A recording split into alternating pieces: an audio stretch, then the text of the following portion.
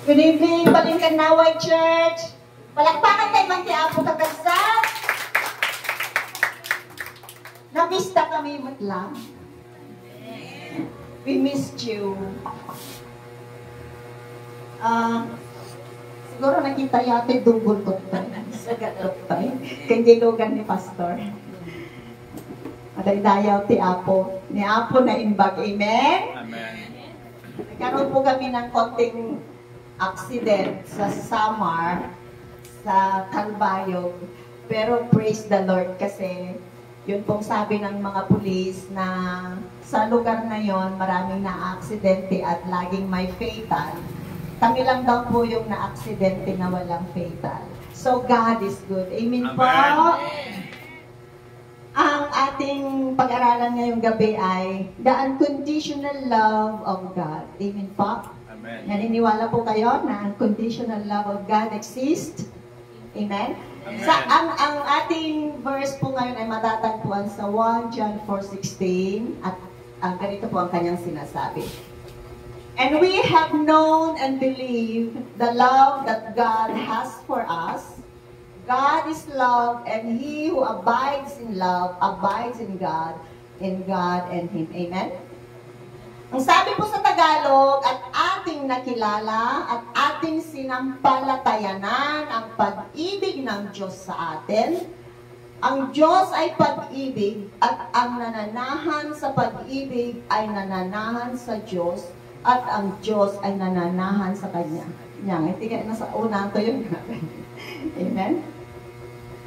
Every second of every day, we receive the unconditional love of God. Amen? Because His love is a gift. His love is a gift in the sense that we can never love God the way He loved us. Amen po? Ang pagmamahal po ng Panginoon sa atin ay unconditional. Kasi hindi natin kayang pantayan ang pagmamahal ng Diyos sa atin. Amen? Amen. On the cross, His love was displayed with open arms. Kaya pag nakikita natin o naisip natin na ang ating Panginoong Jesus ay pumunta sa cross at with open arms on the cross. That is His love. Amen? Amen. Ang question, can we love God the way He loved us? Kaya ba nating mahalin ang Diyos ng katulad ng Kanyang pagmamahal sa atin? Para sa akin po, hindi. Hindi po natin kayang pantayan. So, let us boast His love towards us and not our love for Him. So, wag po natin ipagmalaki ang pagmamahal sa atin ng ating Panginoon. Huwag natin ipagmalaki ang ating pagmamahal sa ating Panginoon, bagkus ipagmalaki natin ang Kanyang pagmamahal sa atin. Amen po? Kasi kahit kailan, hindi natin mapapantayan ang pag-ibig ng Diyos sa atin. Kaya, let us boast His love. Ipagmalaki natin na mahal tayo ng Panginoon at huwag yung mahal natin siya. Kasi we can never compare His love to our love. Jesus gave His life for us. Kaya ba natin yon? Kaya ba natin ibigay yung buhay natin sa ating Panginoon? Hindi po. Kasi yung time lang na hinihingi niya sa atin, nahihirapan tayong ibigay. Ito, alam ko to sa sarili ko. Minsan, nakakaligtaan nating manalangin. Lalo na pag busy tayo. And that is His time. He wants our time. Gusto niya yung oras natin na makipag-usap sa Kanya. So, we can only love God because He first loved us. Amen po? Sinasabi po niya sa 1 John 4:19, we love Him because He first loved us. So without receiving His love, we can never know love. Naniniwala po kayo? Kaya yung mga tao na hindi kilala ang Panginoong Jesus, they don't know how to truly love. Yung truly love na with sacrificial love. Kasi pag sinabing pag-ibig, pwedeng madali lang magmahal. Pero yung pag-ibig na kaya mong ibigay, yung buong-buo yung sarili mo, mahirap po yun. Kaya marami po ang mga naghihiwalay. So, tandaan po natin na without receiving His love, we have to receive the love of Jesus, then we can learn how to love. Amen po? Amen. Many of us, many of His children, tayo po na mga mananampalataya. Pag sinabing children of God, tayo na mga naniniwala sa ating Panginoong Jesus. May trouble tayo understanding His unconditional love. Naniniwala tayo na mahal tayo ng Diyos, but that unconditional part, ang hirap po nating intindihan. Pag sinabi kasing unconditional, it means nothing in heaven on earth not even our sins can cause God to stop loving us. Amen po? Amen. Pag sinabing unconditional love, it means na walang kahit na ano dito sa lupa o kahit ano sa kalangitan o kahit yung ating mga kasalanan ay magiging rason para huwag tayong mahalin ng ating Panginoon. Sinasabi po na ang unconditional love ng ating Panginoon para sa atin ay walang makapipigil kahit pa ang ating mga kasalanan at karumihan. Amen po? Tayong mga tao, pag mahal na mahal tayong tao na nagkasala sa atin, halimbawa may nagawang mali sa atin, ano yung product ng pangyayari yun? Minsan yung pagmamahal nawawala, natatabunan ng galit, natatabunan ng pagkasuklan. Tama po? But, not God. Hindi po ang Panginoon. Nothing we can do, tandaan niyo po ito, nothing we can do can cause God to love us less, and nothing we can do can cause God to love us more. Wala po tayong magagawa na kahit na anong bagay para yung pagmamahal ng ating Panginoon sa atin ay makulangan at wala tayong kahit na anong magagawa para ang kanyang pagmamahal sa atin ay madagdagan. Why? Because God love us perfectly and unconditionally. Amen. Amen po? Ang pagmamahal o pag-ibig ng ating Panginoong Jesus sa atin ay walang kondisyon. Hindi niya sinabi na gawin mo ito at mamahalin kita. Gawin mo ito at mamahalin kita. Pag hindi mo ito ginawa, hindi na kita mamahalin. Hindi po. While we were still sinners, sabi nga sa Bible, Christ died for us. That is a picture of perfect love. Amen po? Amen. Sa kwento po ni Peter, konti lang po ito. Sa kwento po ni Peter, he denied knowing Jesus 3 times. Na, alam niyo na po itong kwentong ito. With swearing and cursing. Sabi niya sa Matthew 26, 69, Now Peter sat outside in the courtyard, and a servant girl came to him saying, You also were with Jesus of Galilee. But Peter denied. Sabi niya, he denied it before them all, saying, I do not know what you are saying. So sinabi dito na may babae, may dalaga, servant, na sinabi niya, ikaw din, sabi niya kay Peter, kasama ka, kasama mo si Jesus. Pero sinabi niya, ang pamuno niya, hindi ko alam kung anong sinasabi mo. And when he had gone out to the gateway, nung pumunta siya sa may gate, another ghost saw him and said to those who were there, this fellow also was with Jesus of Nazareth. So pumunta siya sa may gate, at may nakakita ulit sa kanya na isang babae, at sinabi, itong lalaking ito, kasama ito ni Jesus ng Nazareno. And again, Peter denied with an oath, I do not know the man. Alam niyo yung oath?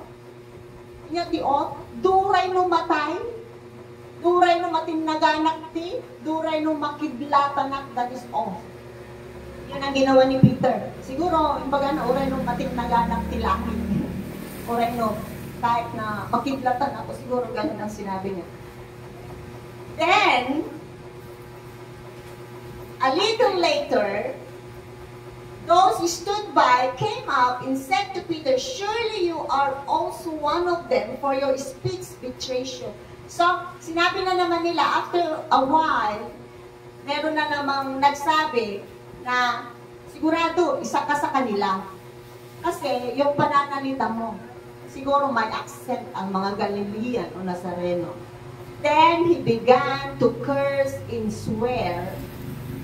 Pag sinabing curse and swear, foul words, I do not know the man.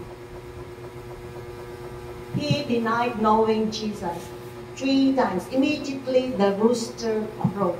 Siguro, isa ito sa pinakamasakit para sa isang leader because Jesus was their leader. Jesus was their teacher. O kahit sa isang tao na i-deny ka, lalo na pag isa siya sa mga tinuturuan mo, isa siya sa pinagkakatiwalaan mo. Siguro ramdam niyo ni Pastor kasi leadership. Tapos, itatakwil ka, sasabihin niya hindi kanya kilala. But when Jesus rose from the dead, ano pong sinabi ng ating Panginoong Jesus sa Mark 16:7? But go and tell His disciples and Peter that He is going before you into Galilee. There you will see Him as He said to you. Peter's name was singled out. Tayo po, kapag binitray tayo ng isang tao, anong sasabihin natin? Ibibiyangat na kanyang pasdan. So, Peter's name was singled out. Ibig sabihin, kahit itinakwil siya ni Peter, our Lord is still loving. Amen? Our Lord still cares for him. Kaya niya singled out si Peter. Sabihin mo sa mga disciples niya at kay Peter. Bakit? Kasi nga si Peter siyempre, alam niyang binitray niya ang Panginoon. So, alam mo, pag binitray mo yung isang tao, di ba ayaw mo nang magpakita? Mahihiya ka. So, Jesus singled out the name of Peter. Marami siyang disciples, 11. Pero he mentioned Peter. So, dito magpapakita na Jesus never hold grudges to someone who did him wrong. Kaya po natin yon. Kaya ako po inano ito kasi Jesus is the most perfect example kung paano tayo magmahal. Marami pong character sa Bible na pwede nating ihalin tulad kung paano magmahal. But then, Jesus is the perfect one. Kasi He never hold grudges. Hindi siya, tawag dito, hindi siya nagkaroon ng sama ng loob kay Peter. Kaya tayo, pag itinanay tayo ng ating mga kaibigan, ano po yung ating nararamdaman? Masakit? Amen po? Mahirap po pag itininay ka ng iyong kaibigan. But the Lord is faithful. Amen? Minahal niya kung ano yung pagkukulang, kung ano yung kahinaan ni Peter. Amen? Of course, si Peter natakot. Kaya, he denied Jesus because of fear. Natakot siya kung ano ang pwede nilang gawin sa kanya. And the Lord understand that. Amen? Sabi niya sa 1 John 4:18, there is no fear in love, but perfect love casts out fear. Amen? Pero may mga scenario o pagkakataon na pag nasa right track tayo, we feel we are more loved by God. Sino po yung ganon? Pag nakakagawa ng tama, they feel they are more loved. Kasi nga, nasa tama silang landas. But when we messed up, pag tayo ay nagkamali, pag tayo ay nagkasala, ano pong nararamdaman natin? We feel unloved. Sasabihin natin, I'm not worthy anymore. So, we draw away far from God. Lumalayo tayo. Automatic po yan. Ang isang Kristiyano, pag nakagawa ng kasalanan sa Panginoon, kapag hindi ka malalim sa Panginoon, hindi ka lalapit sa Panginoon. Pero ang example po niyan si David, nung nagkamali si David. Si David, nagkamali siya na kapag inasawa niya si Bathsheba, sinabi ng Panginoon, kung kulang pa ang mga ibinibigay ko sa iyo, you should have asked me. Dapat sinabi mo sa akin. Nag-ask ka, why have you done this thing? Bakit mo ginawa ito? Bakit mo ginawa ito? And then, alam niyo po, may isang senaryo na sinabi ni David, I better fall in the hands of God than fall in the hands of my enemy. Mas gusto niya doon siya ma-fall sa harapan ng Panginoon, parusahan siya ng Panginoon, wag lang siyang mapunta sa enemy. Why? Because David know the heart of God. When you come in the presence of God, there is forgiveness. Amen? Kaya pag tayo po nagkakamali, huwag matakot na lumapit sa Panginoon because we are human. Nagkakamali po tayo. Amen po? May mga pagkakataon po na pag nagkamali tayo, sasabihin natin, I'm not worthy anymore to God's love. Kaya automatically lumalayo tayo. But those are our feelings. Feelings po natin yon. And sometimes our feelings are not the truth. Amen? Because God's love is perfect so that love never changes. Yung feelings po na hindi na tayo mahal ng Panginoon dahil tayo nagkamali. Feelings lang po natin yon. Because God never changes. Amen po? Amen. Hindi siya nagbabago kahit ikaw nagkamali. Remember, namatay siya before we even born. Namatay siya bago pa tayo na ipanganak. Namatay siya bago pa tayo nagkamali. So everything is all finished on the cross of Calvary. Huwag matakot lumapit sa Panginoon. Amen? Amen. Ang feelings po kasi natin minsan ay hindi naka-align sa heart ni Lord.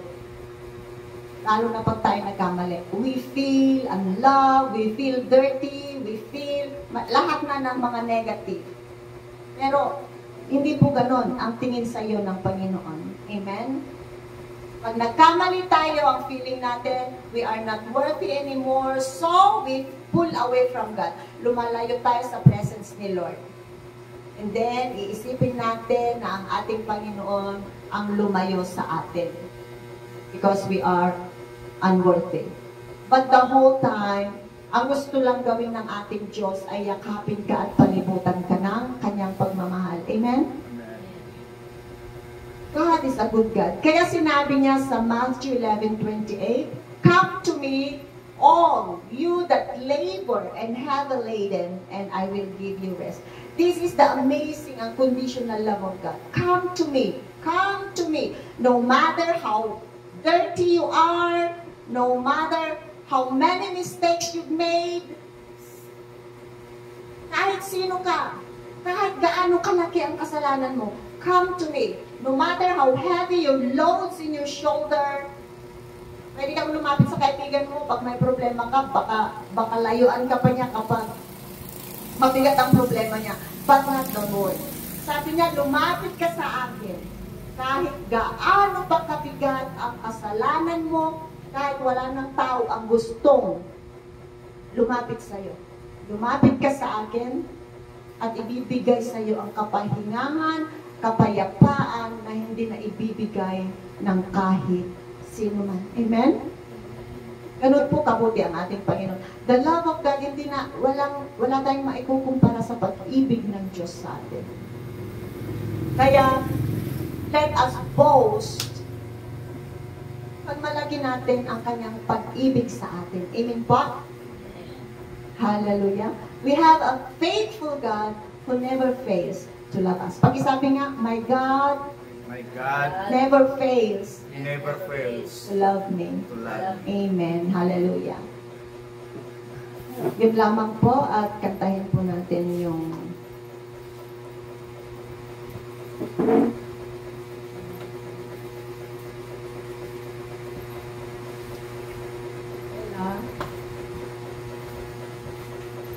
Ayun po tayo at kantahin po natin yung Been So Good to Me. Then ibibigay ko po kay Pastor.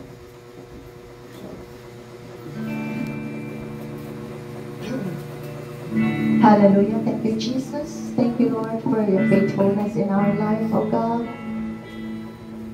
Thank you for being so good in our life, oh Lord.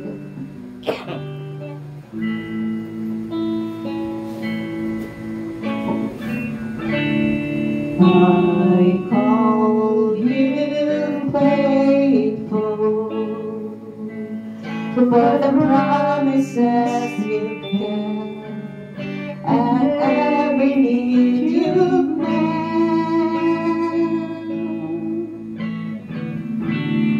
Lord, I'm so grateful.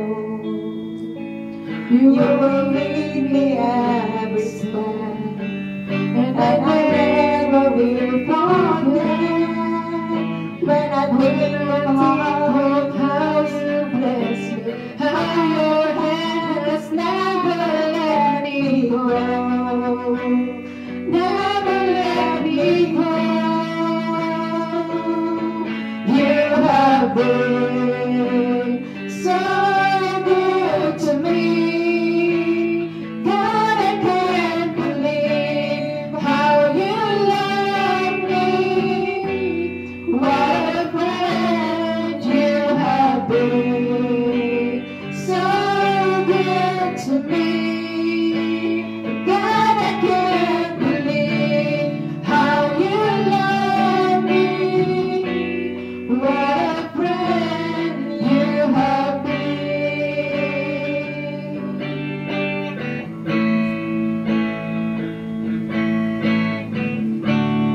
I call you Savior, for the blood that washed me clean, for the wrongs that you redeemed. And I know you're able, and my eyes will have to see what no reason to believe. When I think of how you bless me, how your hand has never let me go, never let me go. You have been so good to me. God, I can't believe how you love me. What a friend you have been. Mga kapatid, ang ating Panginoon, nung tayo po ay Kanyang minahal, unconditional po yung pagmamahal niya. Ang tao kapag nagmahal, I love you if. Ang tao kapag nakita niya yung worst mo sa buhay mo, iiwanan ka niya. Pero ang Panginoon, nung nakita niya na tayo po ay luglog ng kasalanan, minahal po tayo ng Panginoon. Hindi niya tiningnan yung kasalanan sa ating buhay.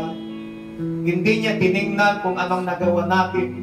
Ang nakita lang ng Panginoon, mahal niya tayo.